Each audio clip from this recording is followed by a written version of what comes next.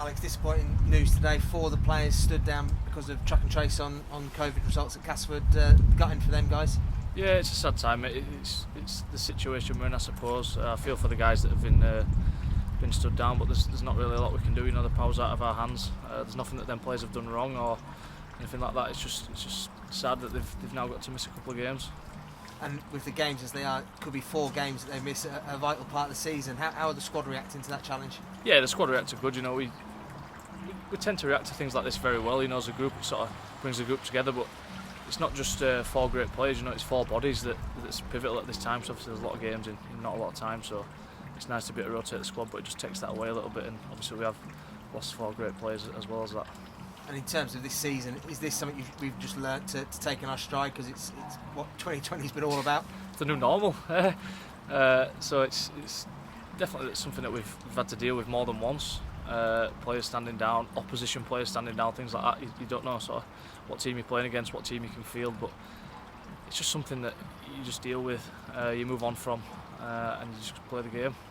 And it's another West Yorkshire derby clash against Wakefield on the back of the cash result. What are you expecting from Trinity? Yeah, it's always pretty tough against Wake. You know, the big middles, strong, and they always seem to throw the ball back and give us a real game. So it's going to be a tough game, you know, and with it being a Yorkshire derby as well, it adds to the equation. But I think Wake will give us a big challenge. You know, we haven't long since played. We've got to recover from that and get past that, and look forward to what's coming. And they've really turned their season around in the last week with 2 big wins for them. Yeah, you know, you definitely can't underestimate Wake. They're a team that'll creep up and sting you if you don't prepare well for them. So we've prepared as best we can for this game, and we know everything that's coming. We're ready to deal with it. And 2 games against them in 4 days. It's a fairly novel situation. Yeah, two games against anyone in 4 days is a big ask. When it's the same team, it makes it a little bit weird. You know, your review video is your preview video, which helps in a way, I suppose.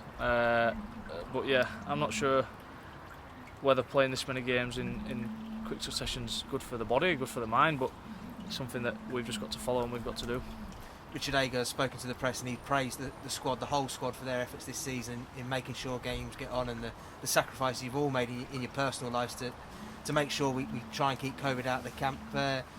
Regardless of what happens remaining now, will you take pride from how you've all reacted this year? Yeah, 100%. I think as a group we've really reacted well. I think Kev's drove that well from the top. Sort of put us in as places. We know exactly what we can do, exactly what we can't do.